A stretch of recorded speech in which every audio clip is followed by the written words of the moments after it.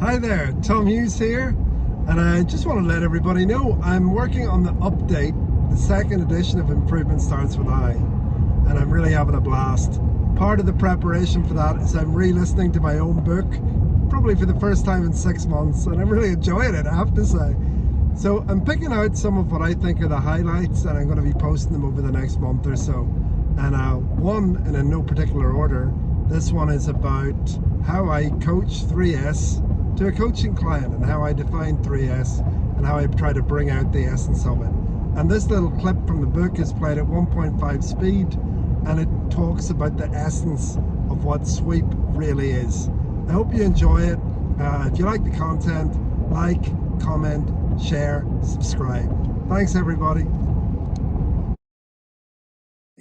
When I teach 3S myself, I break it down into subgroups to help people understand what is behind each S, and so that they can coach others. Sweep, for example, is clean, identify problems, and raise the standard. Let's talk about clean first. One of the most common misconceptions, even by people who have been doing lean for a long time, is viewing clean as a low-level activity. For them, it's like the thing people do when they aren't smart enough to come up with an improvement. Without sugarcoating it, that is sometimes the case, but it's definitely not always. Personally, I was convinced that it's not just pushing a broom around. I followed up on this hunch by asking the question, why do we clean every day, in the Lean Maniac Signal group run by Dave Lalonic? In my experience, the best group in the world. I received some truly inspirational answers, and here are just some of them. So why do we clean? Respect for yourself, respect for others, respect for your work area. To banish sloppiness, a great work environment leads to great work. To minimize distractions and focus on the work, or a clean and clear work environment is a form of visual management that reveals abnormalities and opportunities for improvement. Next, cleaning helps us raise our standards every day. Cleaning creates ownership of the space. When every single person cleans, it shows that we are all in this together. When we boil all of these answers down, I would summarize it in 3 words. Cleaning builds culture. So never let anyone say they were just pushing a broom around. The guy who is just pushing the broom around is taking ownership of his area, respecting himself, others, and his work. He is buying into the culture. It shows that he is engaged. Your internal coaches especially need to get this. People get lean at different speeds. Some straight away and some take months. I've seen guys who have been sweepers for months, and then they make one small improvement. The simplest thing, like finding a home for the broom or the cleaning materials. When they receive some encouragement and recognition, it kindles the spark, and they get it some more. Keep it up, and they get to be on fire with the rest of the team. This all requires patience, empathy, and emotional intelligence, all attributes of the lean leader and the lean coach. So the next step in my definition of sweep is identify problems. I had a phrase that I used in my first lean transformation. You don't just sweep with the broom, you sweep with your head as well.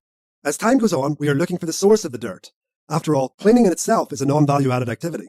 Yes, I know here's another dichotomy within lean, but it's true. So we want to find ways to reduce dirt being generated, where it is coming from, and how it spreads. Most factories that I've seen are full of improvement opportunities in these areas. When you clean the entire work area, you identify things that are anomalous. Should that X be there? Why is Y not there? This is the start of a problem-solving process which generates improvements. The next part of my sweep definition is raise the standard. When you see the lengths that hawks go to with cleaning, literally toothbrushing the floor to get rid of stains, you can also start to understand that cleaning is also a form of continuous improvement. When people start on their lean journeys, many are just getting rid of dirt. To quote Ryan Tierney, they use snow shovels once a week to clean the place. As the improvement effort starts to take hold, it's not just sweeping to the same standard as last month or last year. As the regular cleaning process takes hold, people want to make it better. So, leave it better than you found it is just such a powerful phrase. Not only does it foster respect for each other by not expecting someone else to clean up your mess, but it also asks us not to leave it the same as we found it, but better. When this beds into your culture and is reinforced by good coaching, it naturally leads to continuous improvement because the bar is constantly being raised. So I hope you enjoyed that. That's from chapter 3, the coaching chapter. And if you want to listen to the whole thing, just download the Lean Play app and you can do that for free. Check out the comments section of the video and you'll find a link. Thanks for watching. If you're ready to make standards fast and easy, visit gembadocs.com or download our app on Apple or Google Play stores.